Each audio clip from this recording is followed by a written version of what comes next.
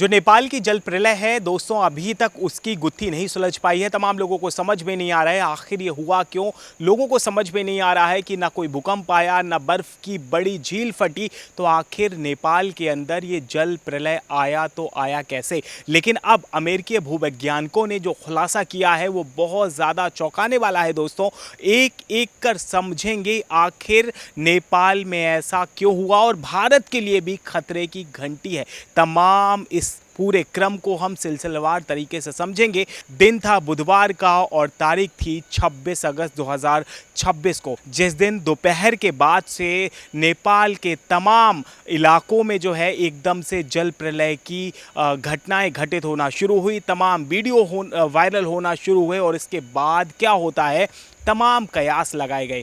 कयास ये लगाए गए हो सकता है इसमें चीन की साजिश हो, और फिर इसके बाद ये कयास लगाए गए हो सकता है भूकंप आया हो, और ये भी कहा गया कि हो सकता है ग्लोफ भी हुआ हो, यानी कि जो क्लाउड बस्टिंग होती है वो भी हो सकता है। इसके बाद हुआ क्या कि तमाम भूवैज्ञानिक एक्टिव हुए। उनको एक्टिव होने के बाद उन्होंने ये चेक किया, तमाम सैटेलाइट जो तस्वीरें आ रही थी उनको एनालिसिस किया। एनालिसिस करने के बाद उन्होंने देखा ना तो भूकंप आया, ना तो चाइना की साजिश मिली, और ना तो कोई बर्फ की बड़ी झील फटी। तो हुआ क्या, हुआ ये कि तिब्बत और जो नेपाल बॉर्डर है वहां पर एक ल्यूरिंग ग्लेशियर है, वो ग्लेशियर जो है एकदम से टूट गया, और टूटने के बाद नीचे घाटी थी। आप ऐसे समझिए हाइट में 1 किलोमीटर, ऐसे अगर जो आप समझेंगे ऐसे करके, तो ये हाइट में 1 किलोमीटर थी। तो इस 1 किलोमीटर से जो लेरोंग ग्लेशियर टूटता है, इसके बाद 1 किलोमीटर नीचे जाता है, और जाने के बाद तो फिर इसके बाद वैज्ञानिकों को सतही तौर पे ये लगा कि पहले भूकंप आया है। लेकिन जो अमेरिकी वैज्ञानिक थे,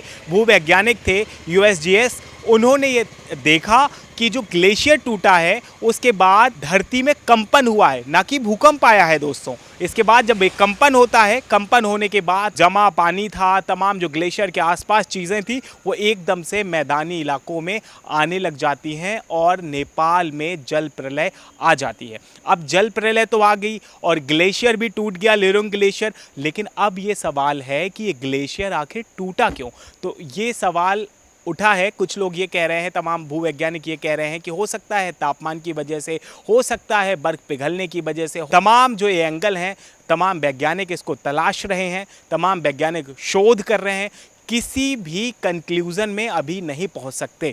लेकिन अभी जो नेपाल के अंदर त्रासदी आई है, जल प्रलय आया है, वो अभी बिल्कुल भी टला नहीं है, क्योंकि आज के दिन ही चाइना ने एक अलर्ट जारी किया है कि जो लेरोंग ग्लेशियर है उसके आसपास जो है मलबा इकट्ठा हो गया है। तो हो सकता है कि उसके आसपास और ज़्यादा अभी पानी भारी मात्रा में जमा हो। इस वजह से अगले 3 दिन नेपाल के लिए बहुत ज़्यादा क्राइसिस भरे हो सकते हैं। हो सकता है ये जो नेपाल में जल प्रलय का जो सिचुएशन चल रहा है, ये सिचुएशन इंडिया में भी फेस करना पड़ सकता है, क्योंकि जो नारायणी नदी के तहत ये पूरा जो पानी है, अब ये जो भारत में एक नदी बहती है गंडक नदी, उसमें आएगा। और तो हो सकता है बिहार के जो इलाके हैं, बिहार के तमाम जो ज़िले हैं, वहाँ पर बाढ़ जैसी स्थिति देखने को मिले, और बिहार से जो सटे हुए यूपी के ज़िले हैं वहाँ पर भी बाढ़ जैसी जो सिचुएशन है वो बन जाए। तो हो सकता है कि तमाम चीज़ें जो है बिगड़ सकती हैं हमारे यहाँ पे भी।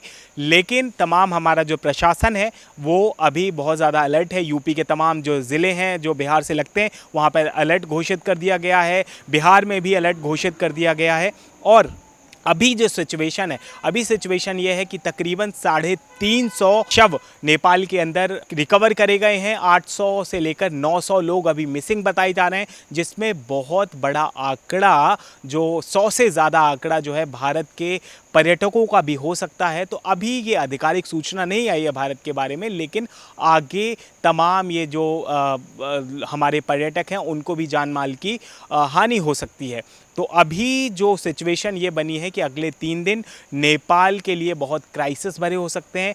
भारत को भी अलर्ट रहना होगा, और भारत लगातार अपने जो पड़ोसी देश है हमारा नेपाल, उसकी मदद कर रहा है। आज ही हमारा ग्लोब मास्टर C-130 भी यहाँ से रवाना हो चुका है। दूसरी खेप नेपाल कल जल्द पहुंच जाएगी और हम नेपाल के साथ, अपने भाइयों के साथ और तमाम पड़ोसियों के साथ हम कंधे से कंधा मिलाकर खड़े हुए हैं। यही हमारी सरकार की प्रतिबद्धता है और हम सब लोग ये कामना करते हैं कि नेपाल इस जो जल प्रलय आया उससे जल्दी से उबर जाए और स्वस्थ रहे और वो आगे बढ़े। फ़िलहाल हमारी नज़र इस पूरे नेपाल की सिचुएशन पर बनी रहेगी। तब तक के लिए बहुत शुक्रिया।